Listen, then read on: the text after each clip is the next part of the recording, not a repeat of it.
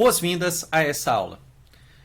Eu preciso começar essa aula dizendo o seguinte: ao associar-se ao cientificismo, a psicologia moderna adquire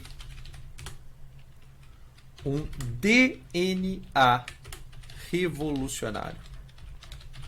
Um DNA revolucionário. Tiago, como assim a psicologia adquire um DNA revolucionário? Pensa comigo, vamos lá. Quando nós falamos de cientificismo, é uma forma de nós separarmos o que é ciência do que é ciência moderna. Tá? Ou o que acontece? Em tese, a ciência moderna ela tem muitos e muitos avanços, muitas e muitas coisas boas. Isso, a gente não pode desqualificar esse aspecto da ciência. Tá bom? Só que existe uma certa visão de mundo, uma visão de pessoa completamente impregnada de materialismo. Materialismo, ou seja, que a realidade é apenas composta de matéria. Que realidades morais, realidades espirituais, esse tipo de coisa não existe, ou se existe é pouco importante. Não tem uma relevância muito grande. Isso se deve a Kant, tá? A gente vai falar ainda a respeito disso. Mas qual que é o grande problema? O problema não está na ciência. Na ciência. Está no cientificismo da ciência. A visão cientificista, esse determinismo cientificista é o grande problema que acontece, né, que está impregnado dentro da ciência. E ao decidir sair da filosofia, o problema é que a psicologia ela não adere também ao método científico, porque se fosse assim, a psicologia ela poderia ter permanecido com a metodologia proposta por Franz Brentano, ela poderia ter permanecido com a metodologia proposta posteriormente por Edmund Husserl, que foi discípulo de Franz Brentano, que é a fenomenologia, né? E ainda assim ela teria uma metodologia científica sem ser cientificista. Agora, o problema é que a psicologia moderna ela adquire um DNA revolucionário porque ela se associa ao cientificismo. Há uma forma reducionista, ou seja, eu reduzo a dignidade do ser humano a uma coisa menor do que ele realmente é. Bom, Tiago, se a psicologia ela adquirir um DNA revolucionário, qual seria o DNA contrário do DNA revolucionário? Um DNA conservador. Conservador, ou usando aqui um termo de um pensador chamado René Guénon, tá? Só para você saber, eu não comungo da ideia islâmica de René Guénon, tá? Mas essa terminologia perene é muito usada por ele. Tá? Então o que acontece qual seria o DNA contrário? Um DNA conservador, um DNA perene, um DNA tradicional. Tradicional no sentido de que conserva, de fato, a tradição da psicologia. E aqui eu quero que você imagine uma árvore. Imagine uma árvore. Essa árvore ela foi plantada. Ela foi plantada, uma pequena semente que foi crescendo, crescendo, crescendo. Galhos, né, um caule bem fininho, parecia até mesmo um galho, um ramozinho. Foi crescendo, crescendo, crescendo, crescendo. E depois de mais de 20 séculos, essa pequena semente se tornou um grande baobá. Pesquisa depois aí o que é um baobá. Baobá é a árvore que é... Sempre que eu falo de baobá, eu lembro do Pequeno Príncipe, né? Que é a árvore do Pequeno Príncipe. Baobá, ela se torna uma árvore gigantesca, gigantesca, gigantesca. E aí o que vai acontecer? Quando a psicologia ela já é um grande baobá, de repente um grupo de pessoas decide que tem o direito de pegar uma serra elétrica, meter no tronco desse baobá, derrubar o baobá e plantar um pé de tomate no lugar. Foi exatamente isso que aconteceu com o movimento revolucionário da psicologia moderna. O grande baobá da psicologia foi derrubado, da psicologia perene, conservadora, da psicologia tradicional foi derrubada e plantaram um pé de tomate no lugar. Um pé de tomate no lugar. Tiago, o que era essa grande árvore? Olha só, uma coisa que nós precisamos entender é que sempre existe uma justificativa. Sempre, para qualquer coisa que qualquer grupo, que qualquer pessoa faça, existe uma justificativa. Pode ser que a justificativa ela não seja aceitável, né, como é exatamente o caso que aconteceu na psicologia moderna. Mas geralmente a justificativa passa pelo seguinte: porque a psicologia unida à filosofia ela tinha muitas falhas empíricas, não resolve, a gente surge os processos, intensifica principalmente dentro da medicina os processos psicoterapêuticos, e aí você precisa dar uma resposta objetiva a problemas de saúde psicológica das pessoas. Aí você também tem todo o movimento da industrialização, você precisa dar uma resposta social para as pessoas, lá para tudo aquilo que acontecia nas fábricas, aumentar a produtividade e assim por diante. Então sempre existe uma justificativa. Só que perto daquilo que a psicologia fez, que foi derrubar mais de 2000 anos de história, é uma justificativa completamente bizarra para a consequência que as ações deles tiveram. É claro que uma árvore ela precisa ser cuidada, é claro que uma árvore precisa ser podada, é claro que uma árvore precisa ser tratada, é claro que uma árvore ela precisa ser adubada, precisa, para que ela atinja o seu potencial máximo. Mas, gente, derrubar um baobá para poder plantar um pé de tomate no lugar, poxa, isso é um absurdo. Foi um absurdo que enfim, nós vimos dentro da trajetória da psicologia.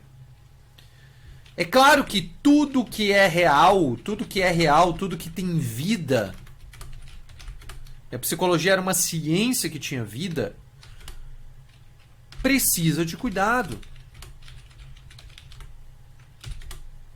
É claro que Lutero lá decidiu começar o seu movimento revolucionário, sua revolução protestante. É claro que a igreja precisava melhorar. Das 95 teses de Martinho Lutero, uma série de teses hoje são adotadas de uma forma tranquila pela igreja católica. Mas, cara, sendo bem sincero, cara, quando uma árvore ela tá doente, ela precisa de cuidado. Quando uma árvore ela tá com uma copa muito grande, precisa de poda. E é assim que vai. É assim que acontece. Não é você derrubando a árvore e plantando um pé de tomate, um pé de pera, um pé de abóbora no lugar. Não vai resolver nada. Tudo que é real precisa de cuidado.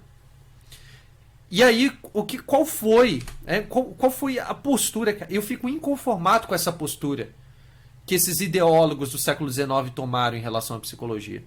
Porque eles simplesmente jogaram na lata de lixo. Eles pegaram o pensamento de Sócrates. Eles pegaram Platão. Eles pegaram Aristóteles. Eles pegaram Hipócrates. Eles pegaram os padres do deserto. Fundaram aí as teorias, a terapia das doenças espirituais. Cara, a psicologia não seria nada se esses caras não tivessem descoberto aí a terapia das doenças espirituais. Eles pegaram Agostinho, que criou o método da confissão, que é o método usado na terapêutica hoje. Eles pegaram um Tomás de Aquino. Que tem uma psicologia vastíssima. Eles pegaram um Blaise Pascal. Eles pegaram o Ludwig Wittgenstein.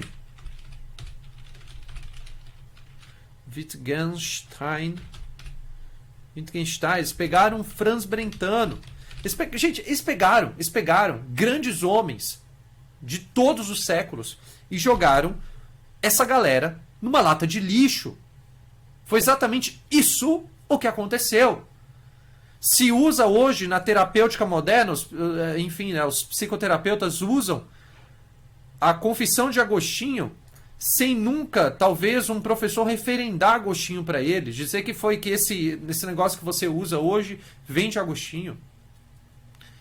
Gente, olha, foi uma atrocidade histórica o que aconteceu no final do século XIX. Então a psicologia moderna, o status quo da psicologia moderna, o estamento burocrático da psicologia moderna, acreditava que era dona da psicologia de todos os séculos. E essa que é o grande problema.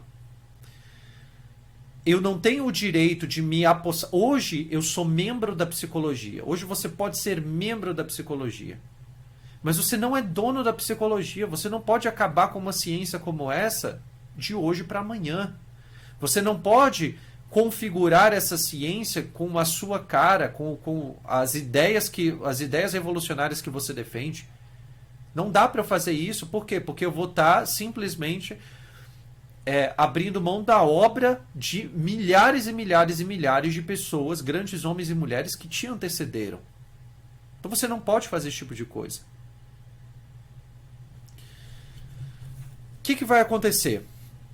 Nós arrancamos o baobá e nós plantamos um pé de tomate no lugar.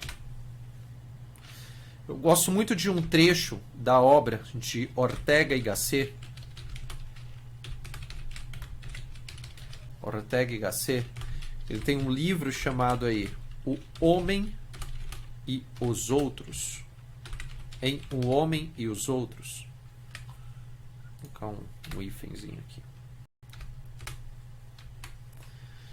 Ortega y Gasset, em O Homem e os Outros, ele diz exatamente o seguinte: é certo que em meados do último século e começos deste, olha só, Ortega y Gasset, ele está falando do final do século XIX e início do século XX, bem no período onde nós vimos o surgimento da psicologia moderna.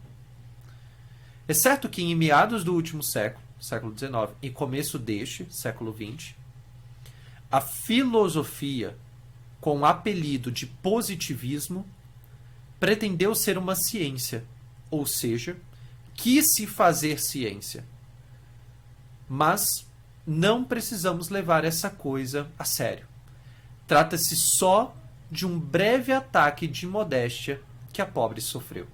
Eu gosto muito desse texto do Ortega y Gasset, justamente porque mostra a realidade da filosofia. A filosofia teve um ataque de modéstia. Teve um ataque de modéstia. O que é a ciência perto da filosofia? A filosofia é a mãe. Existe uma hierarquia aqui dentro. Uma hierarquia de saberes, uma hierarquia de conhecimento. Qual é a área de conhecimento? Olha só, qual é a área de conhecimento que mais tem autoridade para poder falar sobre qualquer coisa? Aquela que mais consegue abranger no seu campo de visão a realidade. Aquela que mais consegue dar uma resposta à realidade. A psicologia, quando decidiu se separar da filosofia, gente do céu, foi uma burrice sem tamanho. E desculpa aí a palavra, mas burrice sem tamanho. Porque olha o que é a ciência moderna perto da filosofia. De acordo aqui com Ortega y Gasset, eu gosto mais desse texto aqui.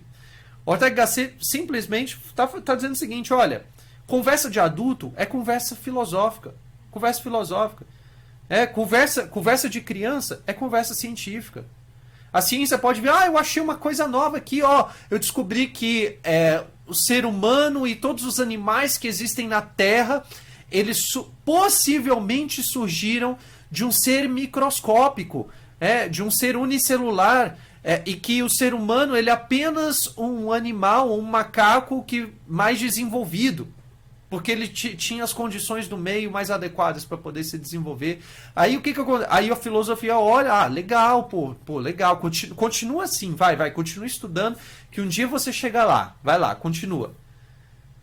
Gente, conversa filosófica é conversa de adulto, conversa de ciência é conversa de criança.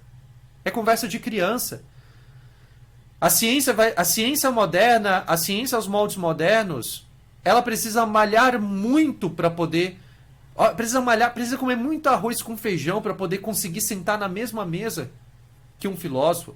Um cientista tem que comer muito arroz com feijão para poder sentar na mesma mesa de um filósofo. Precisa. Por quê? Porque aquela área de conhecimento que tem mais autoridade é sempre a área de conhecimento que tem uma visão mais abrangente e realista da realidade. Só a filosofia tem isso. A ciência, dentro da sua especialidade, dentro do seu campo muito específico, ela jamais vai conseguir chegar nesse status. Por isso, o que eu acredito que a psicologia fez? A psicologia, gente, pobre coitada da psicologia. Ela trocou o olho pela remela do olho. Foi exatamente isso que ela fez. Como que ela abandona a filosofia para poder se unir a um grupinho de adolescentes chamado ciência moderna? Ou cientificismo. Eu acho que o termo melhor para a gente estar usando aqui é cientificismo. Como que ela abandona a filosofia para poder se unir ao cientificismo? Isso é um absurdo. Quando nós olhamos para essa atitude que a psicologia moderna tomou, não foi uma atitude que veio do nada. Nós tivemos, como nós já falávamos na nossa última aula, nós dizemos que houve um processo para que a ciência independente da filosofia, ela fosse possível. E dentro desse processo, eu ressaltei aqui a figura de um filósofo chamado Immanuel Kant. 1724 a 1804. Quando nós olhamos para Immanuel Kant, nós percebemos que Kant era um homem que hipervalorizou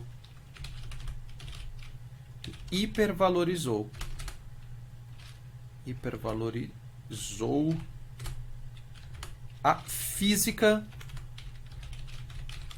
newtoniana. E aqui está o grande erro de Immanuel Kant. Immanuel Kant acreditava que a física newtoniana ela trazia princípios imutáveis, leis imutáveis, e que por isso explicava da forma mais adequada possível a realidade. Só que qual era o grande problema da física newtoniana? O problema está na causalidade materialista.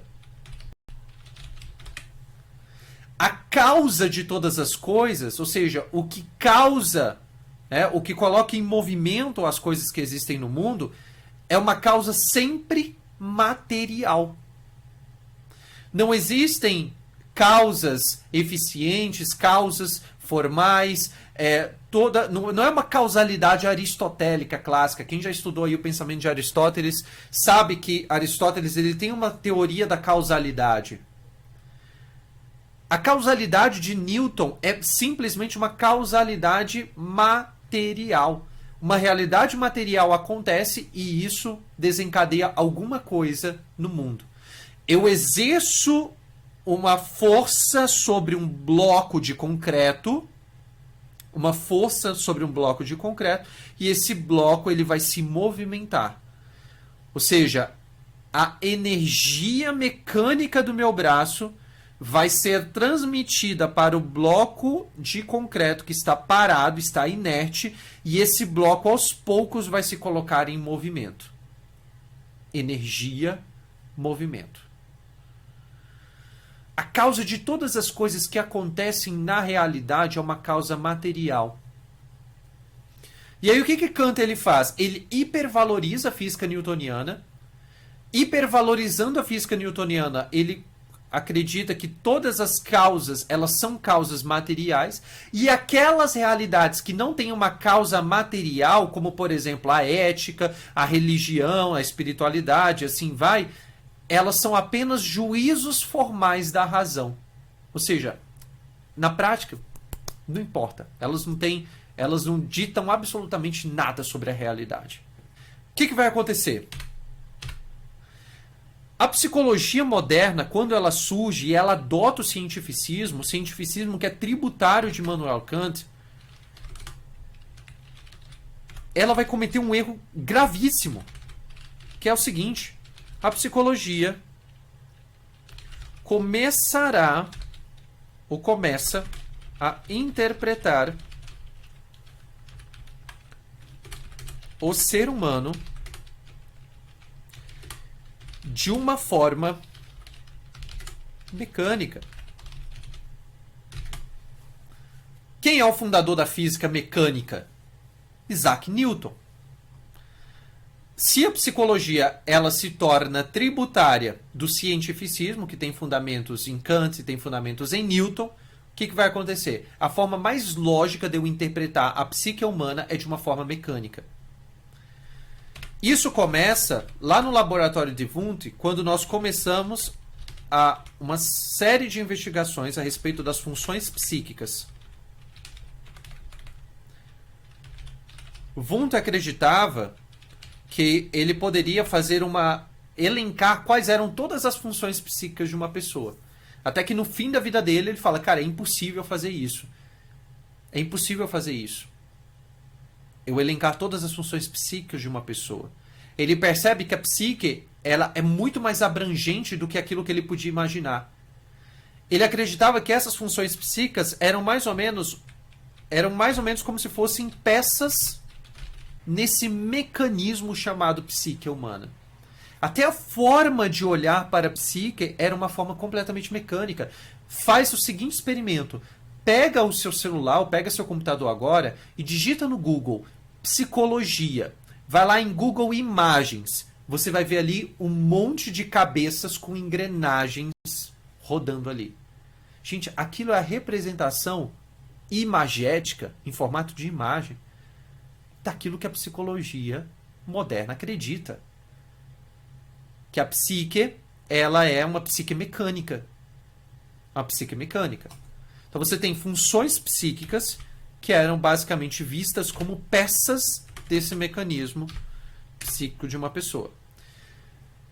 O que foi acontecendo? Com o passar do tempo, principalmente quando nós temos a passagem da psicologia, né, o centro da psicologia, ela passa a ser norte-americano, e aí você tem William James surgindo, você tem grandes nomes que trazem, por exemplo, as teorias de Pavlov, que trazem as teorias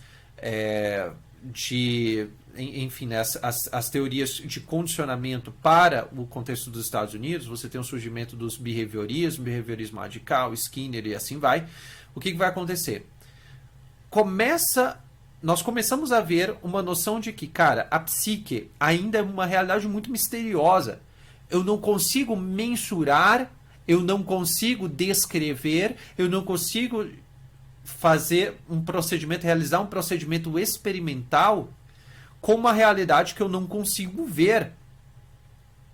Eu não posso fazer isso. Ou seja, a psique era ainda uma realidade interior demais. Era uma realidade, enfim, complexa para um método científico de caráter newtoniano, de caráter mecânico. O que nós vemos acontecer? O surgimento das teorias comportamentais. E eu me lembro nitidamente, quando eu fazia mestrado em psicologia, os meus professores de análise experimental do comportamento olhando para teorias como a psicanálise e falando, isso daí é mentalismo. Isso daí não vale de nada. Como é que eu vou constatar aquilo que um psicanalista está falando? Que o grande problema está no conflito que a pessoa tem com o seu pai. Aquele indivíduo tem com o pai dele. Como que eu vou provar isso? Não tenho como provar. Agora, comportamentalmente eu tenho. E aí o que aconteceu com a psicologia? O acento deixou de ser as funções psíquicas e passou com o comportamentalismo, com as teorias comportamentais, passou a ser o condicionamento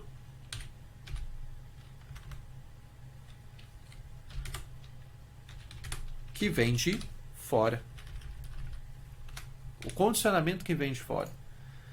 Primeiro de tudo, eu já não analiso mais a psique humana. Se eu analiso o comportamento, eu estou analisando o organismo humano. Não é mais a psique, é o organismo corporal do ser humano. E o condicionamento é sempre alguma coisa que vem de fora. O que vai condicionar o comportamento de uma pessoa? Uma realidade externa. Quando foram implementar a faixa de pedestre em Brasília, a lei da faixa de pedestre, que hoje, se você pega Brasília inteira, as pessoas costumam parar na faixa de pedestre, o que você percebe? Você percebe que todo o processo de legislação e de implementação, desde a legislação até a implementação da lei das faixas de pedestre, elas foram processos comportamentais, idealizados aí ou liderados pela equipe do João Todorov. Onde, primeiro, nós vamos multar as pessoas que passarem em cima da faixa de pedestre, depois nós vamos multar algumas pessoas, ou seja, nós não vamos deixar agentes de trânsito, policiais, por tempo indeterminado nas faixas de pedestre. Nós vamos fazer tipo uma surpresa. Em alguns momentos nós vamos ficar na faixa de pedestre vigiando, outros momentos não. Até que chegou o momento onde parar na faixa de pedestre se tornou um hábito da população brasiliense. Então o que foi que aconteceu? Condicionamento de fora. Uma legislação, uma outra pessoa, um grupo, um ditador, ele pode condicionar o meu comportamento. Seja o meu comportamento individual, seja o comportamento de uma cultura. Ou seja, seja o comportamento de uma sociedade, melhor dizendo. Me veio a palavra cultura porque as pesquisas mais recentes de análise experimental do comportamento levam em consideração que cultura é uma metacontingência. Então, a própria noção de cultura ela é uma noção que é reduzida pela análise experimental do comportamento. Mas olha só, gente, eu quero que você entenda o seguinte, eu quero que você perceba como que a psicologia ela assume características mecânicas. A psicologia já não é mais usada para formar grandes santos, grandes heróis, pessoas que lutam para amar, são corajosas, são honradas, buscam a verdade. Percebe que o acento parou de ser os valores e passou a ser funções psíquicas que eu posso dominar, como percepção, como sensorialidade, passam a ser memória, cognição e assim vai. Peças passam a ser peças que vão me ser úteis para alguma coisa. Agora, nós já estamos falando de um comportamento, ou seja, um movimento, um condicionamento que vem de fora, mais ou menos como aquele empurrar do bloco de concreto. Uma energia que vem de fora, um movimento que vem de fora, ele me condiciona de fora para dentro. Depois, o que nós tivemos? Nós tivemos uma resposta a todo esse movimento fisiologista e comportamental que estava acontecendo, e nós tivemos o surgimento das psicodinâmicas.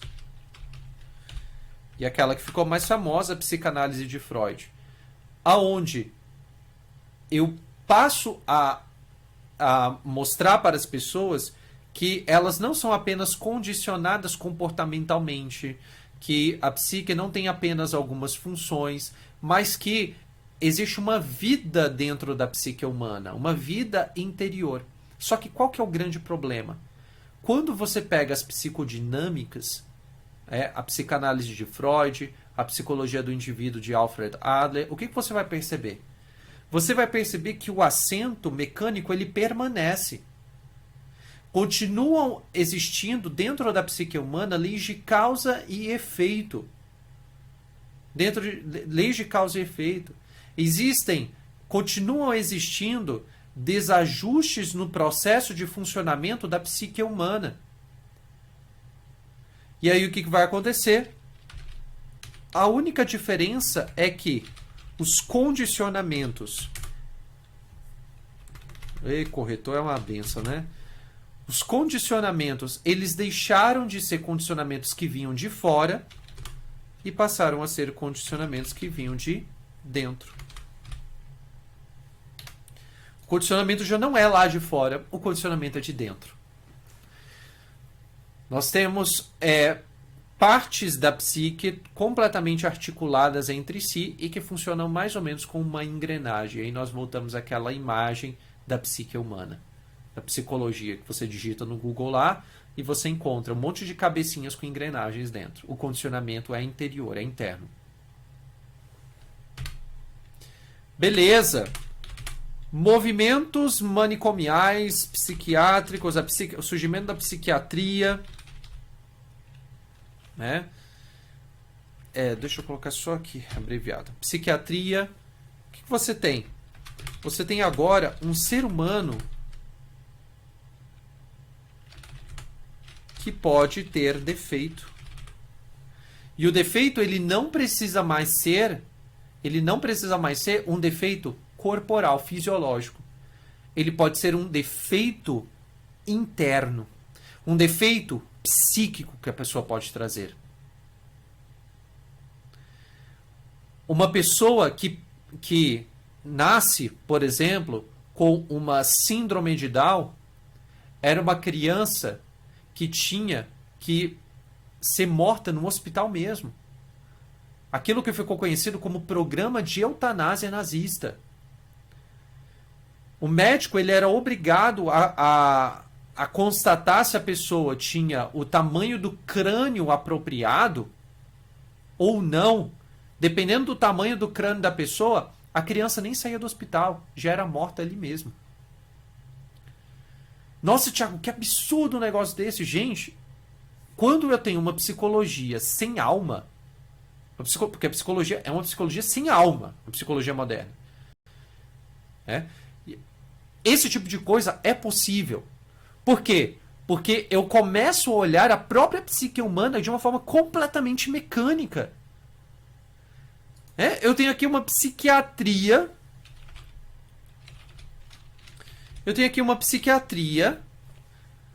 Que surge para e olha, né? Ela surge olhando para o ser humano como sendo uma máquina que pode ou não pode dar defeitos. Né? E isso legitima, olha só, isso legitima um programa de eutanásia nazista. Eu posso matar crianças com síndrome de Down. Eu posso matar não apenas... eu posso matar também crianças que têm um problema fisiológico, como as crianças cegas eram mortas também. Mas eu também posso matar pessoas que pensam de uma forma diferente do que eu penso. Eu posso matar pessoas que pensam de uma forma que, no geral, a minha cultura, o meu estado, politicamente falando, pensa. Eu posso cometer tranquilamente assassinatos políticos justificáveis. Pessoas que não se enquadram nos padrões cognitivos, psicológicos e valorativos da nossa sociedade. Isso pode acontecer e aconteceu. Vou deixar todas as referências aqui embaixo desse vídeo. Não esquece disso. Não esquece de verificar cada uma das referências. Tudo que eu estou trazendo aqui para você, eu não estou falando da boca para fora. Ou sem ter estudado antes. Onde que aparece o espírito humano nessa perspectiva de psicologia? Nós traçamos aqui os principais marcos da psicologia. A psicologia no seu início, a psicologia comportamental, a psicologia psicodinâmica e o movimento psiquiátrico. Onde que aparece a alma da psicologia aqui? Das ciências psicológicas. Onde que aparece o espírito humano? Onde que aparecem aqui esse ser humano como sendo um ser único? Como tendo uma dignidade, como sendo um ser livre e ao mesmo tempo responsável. Não. O que eu vejo aqui é uma psicologia que surge para poder entender,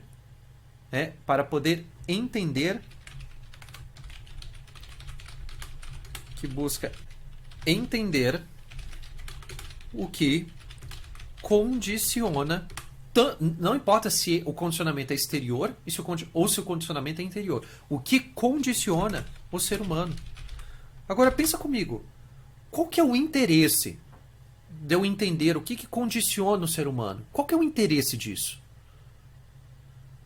Qual que é o interesse de eu descobrir qual vai ser o reflexo que, se eu condicionar esse ser humano, ele vai agir de uma determinada maneira? Gente, o interesse desse tipo de coisa só pode ser um interesse político. Eu não estou buscando entender a interioridade, o que traz sentido para a vida dessa pessoa, para que essa pessoa ela cumpra o seu papel no mundo, ela viva a sua missão, ame mais intensamente, saia de si.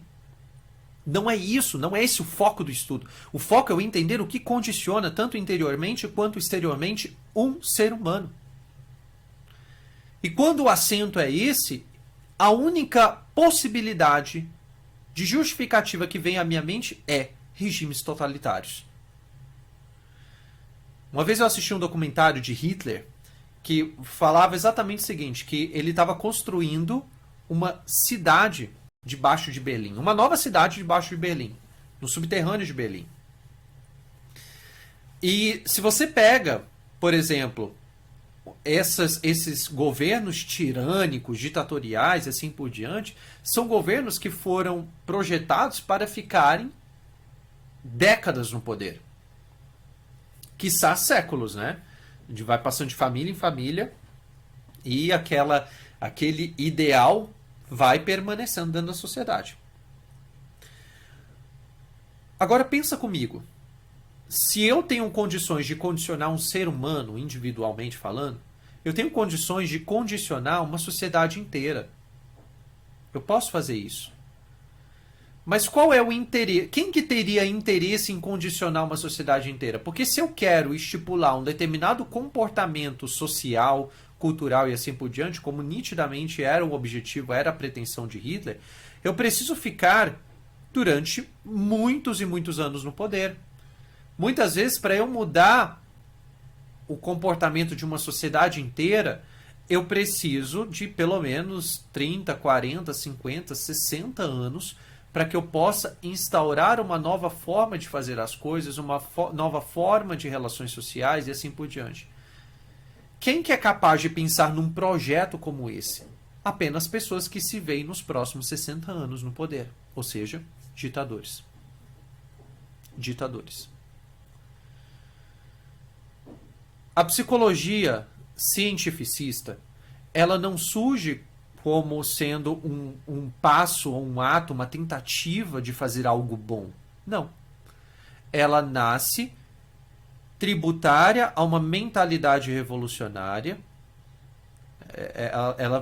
Ela nasce, se tornando tributária dessa mentalidade revolucionária, aderindo ao movimento revolucionário, e como todo movimento revolucionário, as intenções são políticas. São políticas. Instauração de uma nova ordem cientificista, de uma nova ordem mundial, ou seja, onde a ciência seja a nova deusa enfim, de tudo. E é exatamente nesse contexto que a psicologia surge. Nossa, Tiago, a psicologia é uma coisa terrível. Individualmente, não. Nós tivemos grandes luminares, e um desses luminares foi exatamente Viktor Frankl, que resgatam a metafísica.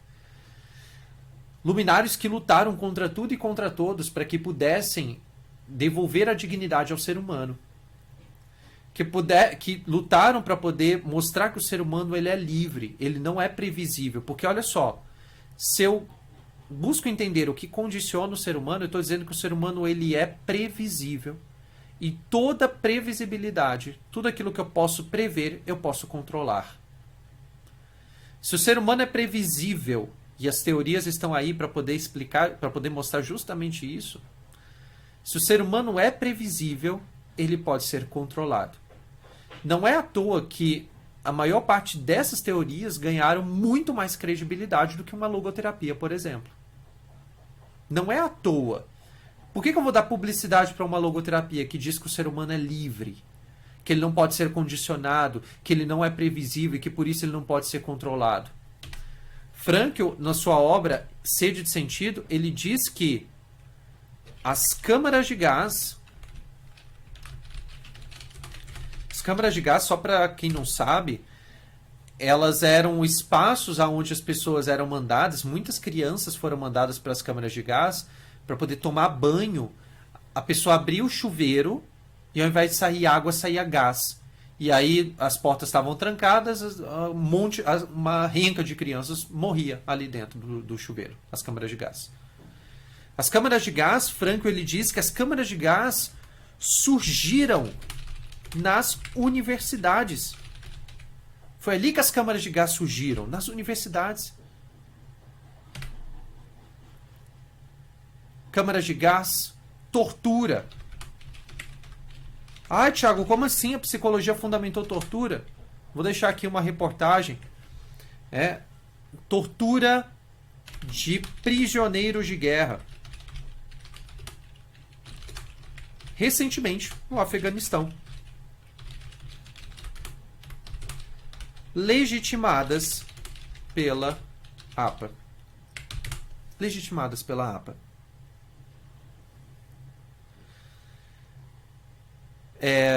A APA, para quem não sabe, American Psychological Association, a Associação Americana de Psicologia, é a maior organização mundial de psicologia. Só para você ter uma ideia, aqui no Brasil, geralmente as faculdades de psicologia funcionam desse jeito. Para você poder fazer qualquer monografia, qualquer trabalho de conclusão de curso, você tem que usar a metodologia da APA. Tem que usar a metodologia da APA. Eu tive uma orientadora no mestrado que falava assim, cara, olha, eu não quero que vocês façam, mestrado em psicologia, eu não quero que vocês usem a metodologia da APA porque eu não vou usar a metodologia de torturadores. Não vou usar a metodologia de torturadores. Para quando, né, na época em que a gente tinha, né, que o Instituto Gewissen, ele, enfim, antes de virar grupo Life Meaning e assim por diante, a gente aderiu ao Instituto Viktor Frankl de Viena. O que o Instituto Viktor Frankl de Viena obrigava a gente a fazer? Aderir aos princípios éticos da APA. Como que eu vou aderir a um princípio ético de uma associação que tortura pessoas, que legitima a tortura de pessoas, que usa a sua influência política para poder destroçar a dignidade de uma pessoa, para justificar a tortura, quem sabe até justificar a morte de pessoas? Como que eu vou usar? Qual a legitimidade moral que uma APA tem para poder me falar alguma coisa? Para eu ter que compactuar com o tratado ético dela. Que ética? Tem gente, olha, nós estamos falando de um mundo, de uma ciência psicológica que virou uma verdadeira confusão. Uma verdadeira confusão. Mas existe esperança. Existe esperança. E a logoterapia é um desses luminares de esperança que eu quero compartilhar com você. Tá bom? E a gente vai continuar ainda dentro desse assunto, ainda entendendo mais ou menos essa trajetória da psicologia, a sua relação com essas ideias na nossa próxima aula, para que a gente já possa, a partir do nosso segundo módulo, adentrar na psique humana vista de uma forma mais abrangente do que costumeiramente nós temos aqui hoje. Geralmente nós temos dentro da psicologia moderna hoje. A gente vai olhar para a psique como um todo de uma forma mais abrangente, olhando aí para a psicologia tradicional. E no módulo 3 nós já entrarmos diretamente na logoterapia de Viktor Frankl, tá bom? Espero que tenha feito sentido para você. Deixe suas dúvidas nos comentários e não deixe de ver as referências que eu sempre coloco debaixo dos vídeos, tá bom? Grande abraço.